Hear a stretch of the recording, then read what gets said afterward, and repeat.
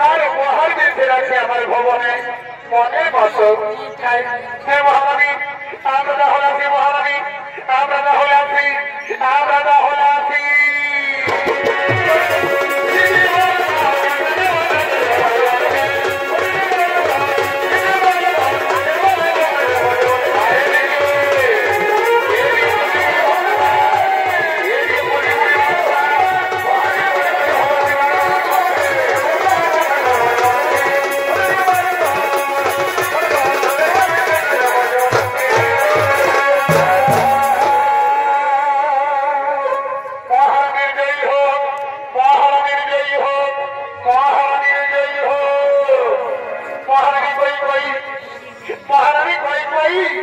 তুমি শুনতে পাচ্ছ মহারানী, আজ ধ্বজানগরে কত নানা রঙের বাজবাজনা বাজছে, কত আনন্দ উৎসব হচ্ছে।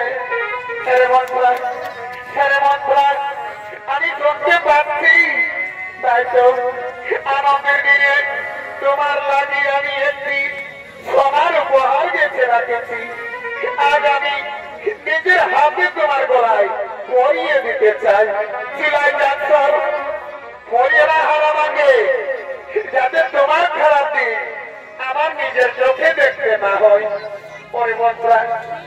পরিমন্ত্রা একই যাত্রা বলছো রে মন্ত্রা। হ্যাঁ, আমি ঠিক বলছি। তোমার বুদ্ধি দশা ভদ্র হয়ে গেছে। রাজা দশরথ রামকে রাজা করার কথা কখনো কি তোমাকে বলেছিল?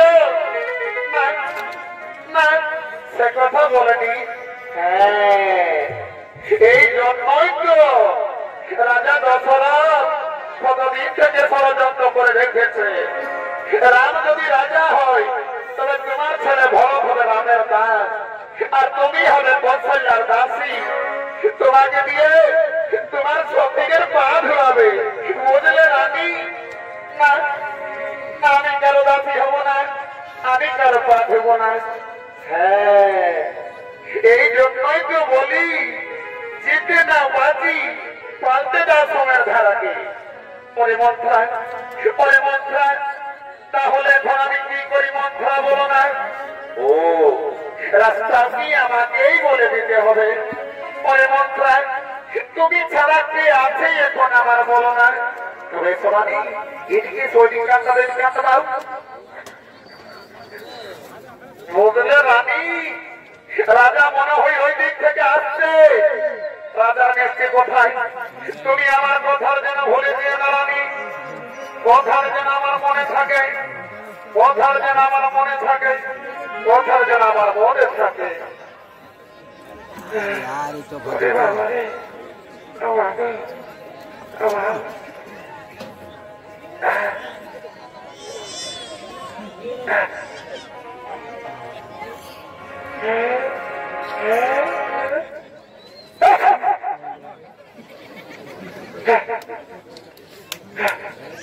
সর্দি লাগলো মাঝে বাপের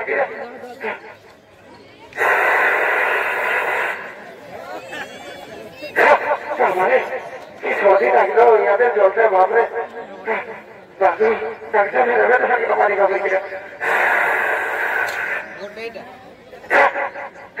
যাক বাবা, এদের এখানে থাক, ডাক্তারটুকু বলতে তো হয়।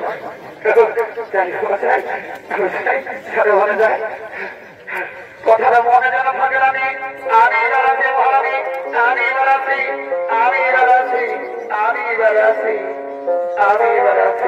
ধন্যবাদ, আমি বেড়াচ্ছি।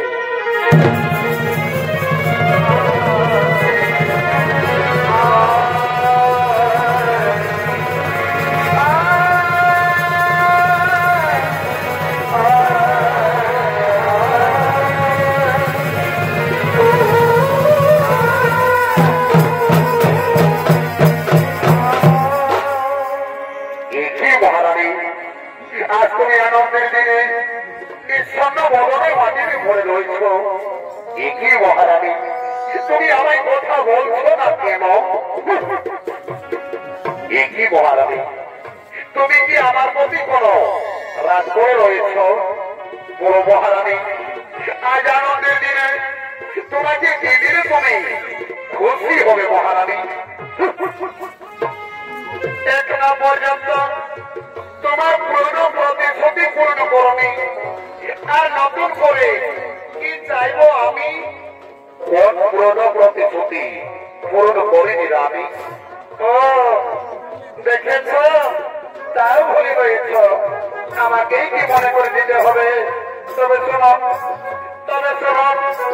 যেদিন আপনি দেবাসুরের যুদ্ধে দেবরাজেন্দ্রকে সাহায্য করতে গিয়েছিলেন, সেই দিন আপনি দেবাসুরের যুদ্ধে অজ্ঞান মূর্ছিত অবস্থায় পড়েছিলেন। সেই দিন আমার সেবা যত্নে খুশি হয়ে আমায় 2খানা বর দিতে চেয়েছিল মহারাজ। আজ আমার সেই 2খানা বরের খুবই প্রয়োজন হয়েছে। হে মহারানী, বলছেই তোমার 2খানা বর, কি কি চাও? আমি রামের শপথ করে বলছি, তুমি যা চাইবে আমি এই মুহূর্তে দেব।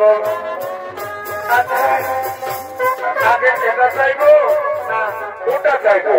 যা ইচ্ছে যেটা চাইতে পারো। আচ্ছা আপনি বলুন। এ বলে বলছে, রামের জায়গায় আমার পুত্র ভরতের হোক, এই অযোধ্যা নগরে তার রাজ্যাভিষেক।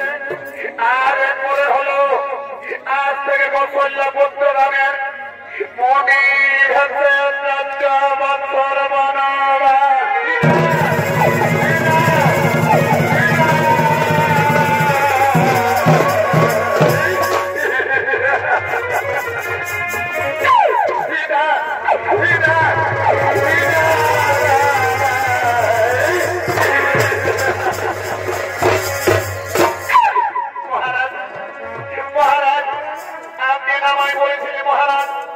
সূর্য বংশের নিয়ম হলো প্রাণ যায় তবু বর্ষণ না যায়।